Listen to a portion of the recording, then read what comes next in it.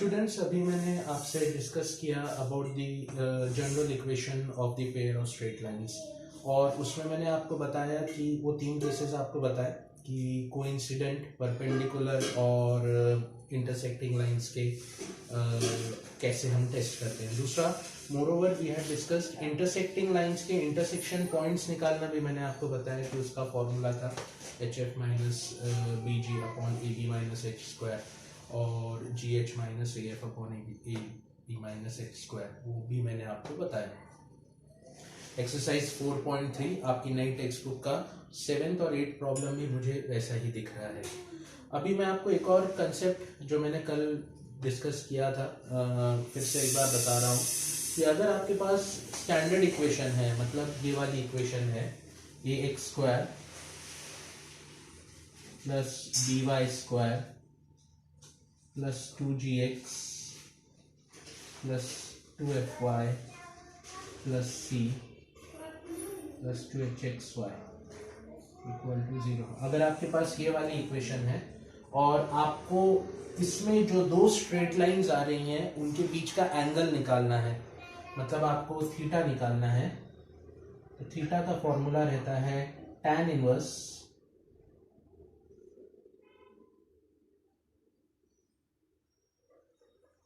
To under root of H square minus AB upon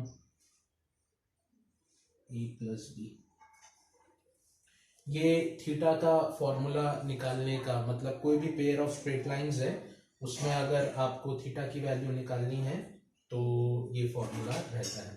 और एक बात ध्यान रखिएगा कि अगर दो pair of straight lines parallel हैं, अगर दो pair of straight lines parallel हैं तो हमेशा ये कंडीशन रहती है H square is equals to, ये कंडीशन हमेशा रहती है two pair of straight lines standard equation में, दो पेयर ऑफ स्ट्रेट लाइंस अगर एक दूसरे के पैरेलल हैं। तो अब इस पे ही बेस्ड सारे क्वेश्चंस हैं। मैं आपको एक एक करके एक्सरसाइज 4.3 के वो क्वेश्चंस बताता चलता हूं जो कि इस टॉपिक पे बेस्ड हैं। मेरे ख्याल से जो मैंने अभी देखा एक्सरसाइज 4.3 का 7th, 8th और 11th क्वेश्चन, मतलब एक्सरसाइज 4.3 का 7th, 8th और 11th नंबर का क्वेश्चन आपसे बनना ही चाहिए। ये क्वेश्चन आपसे बनना चाहिए। मैंने आपको 7th और 8th को करने का मेथडोलॉजी बताया है, कैसे उसको अटेम्प्ट करना है। 11th क्वेश्चन मैं आपसे डिस्कस करता हूं, I need to see it, कौन सा है मैं उसको डिस्कस करके आपसे बताता हूं। Okay students, as I can see the 11th question from the exercise 4.3, wo it is saying that you need to find the points of intersection of a pair of straight lines. The equation has been given to you. 11th question में आपको एक equation दे दी है उसने, अगर आप अपनी book की text book का 11th क्वेश्चन देखोगे तो 4.3 का, और उसमें उसने बोला है कि उस इक्वेशन में जो दो पेयर ऑफ स्ट्रेट लाइंस आ रही हैं वो इंटरसेक्टिंग है और उनके इंटरसेक्शन पॉइंट आपको ढूंढना है। मतलब आपको ये बात बता दिया उसने कि वो इंटरसेक्टिंग लाइंस हैं। तो सबसे पहले अगर आप उस इक्वेशन को देखोगे तो आपको वो स्टैंडर्ड इक्वेशन के जैसी दिखेगी। तो सबसे पहले आप उसको स्टैंडर्ड इक्वेशन के साथ कंपेयर करके ABC GFH की वैल्यू आप कैलकुलेट कर लेना। ये आपको कैलकुलेट करते बनना चाहिए। मैं एक बार करके बता देता हूं आपको कि उस इक्वेशन में कैसे कैलकुलेट करना चाहिए था। आपको ABC और HGF की वैल्यू कैलकुलेट करनी पड़ेगी। इक्वेशन मुझे यहां से दिख रही है x square minus Y square minus 2x plus 1 is equals to 0। x square minus Y square minus 2x plus 1 is equal to 0। आपके सामने ये इक्वेशन है। तो सबसे पहले आप स्टैंडर्ड इक्वेशन यहां लिख लीजिए नीचे उसके, ax square plus by square plus 2hxy plus 2gx plus 2fy plus c is equal to 0। आपने स्टैंडर्ड इक्वेशन लिखी, अब 1 to 1 कंपेयर करिए। a की वैल्यू है +1, b की वैल्यू है -1, xy वाली टर्म ही नहीं है यहाँ पे, ये इक्वेशन में xy वाली टर्म एब्सेंट है, तो h की वैल्यू आपकी 0 हो जाएगी, h आपका 0 के बराबर है। g x वाली टर्म प्रेजेंट है, तो g की वैल्यू निकलेगी, g की वैल्यू निकल कर आएगी -1, g will be equal to -1। Similarly y वाली टर्म एब्सेंट है, तो f की वैल्यू भी 0 रहेगी, f will be equal to 0,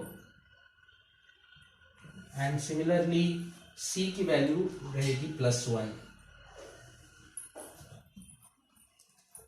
आपने सबसे पहले स्टैंडर्ड इक्वेशन से कंपेयर करके ये सारी वैल्यूज कैलकुलेट कर ली। अब आपको उसने उस क्वेश्चन में पूछा है फाइंड द इंटरसेक्शन पॉइंट। अब इंटरसेक्शन पॉइंट निकालना है तो आपको मालूम है सीधा आपके पास रेडीमेड फॉर्मूला है पेयर ऑफ स्ट्रेट लाइंस के इंटरसेक्शन पॉइंट निकालने का। फॉर्मूला है HF माइनस BG, मैं अभी बता भी चुका हूं आपको, HF minus BG upon AB minus H²। ये पहला x कोऑर्डिनेट निकाल के देता है, HF minus BG upon AB minus H²। सब वैल्यूज डाल दीजिए यहाँ पे, H, F, B, G, A, B और H की। Similarly GH minus AF upon AB minus H², ये आपको y कोऑर्डिनेट निकाल के देता है, GH minus AF upon AB minus H²। तो ये क्वेश्चन बहुत सिंपल है एक्सरसाइज 4.3 का, लेकिन ऐसे ही क्वेश्चंस हमारे स्टेट बोर्ड के पेपर में ज्यादा आते हैं जिसमें हमें सादा फॉर्मूला अप्लाई करके आंसर मिल जाता है। ये 2 नंबर 3 नंबर के बेस्ड क्वेश्चंस रहते हैं, लेकिन अगर हमें ये बेसिक फॉर्मूलेज भी नहीं मालूम रहे तो ये हमें प्रॉब्लम देते हैं। So you need to see whether you are having a grip on the formulas or not. Okay.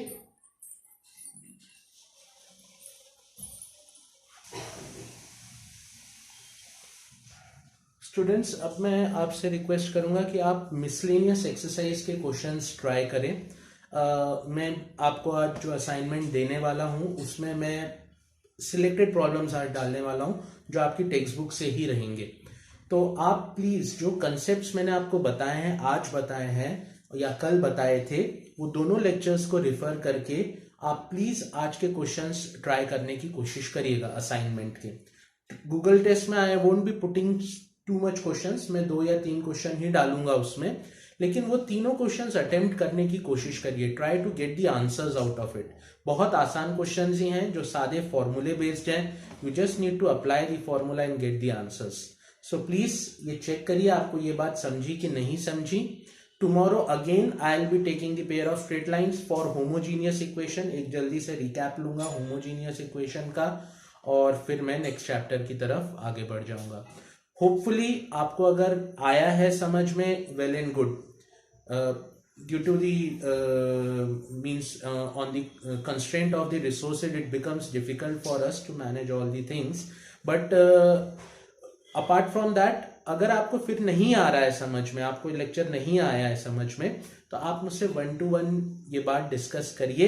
I will help you out on some of the holiday. मैं किसी छुट्टी के दिन आपकी मदद कर दूंगा जिसमें आपको 1 to 1 में बता दूंगा कि इसमें क्या क्या करना है, लेकिन you need to inform me in that case कि इस टॉपिक में मुझे सर ऐसा प्रॉब्लम है।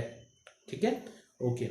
सो होपफुली आप असाइनमेंट्स और टेस्ट दीजिए और उसी से आपको ये समझेगा कि आपको ये कितना समझ में आया है। Okay, thank you.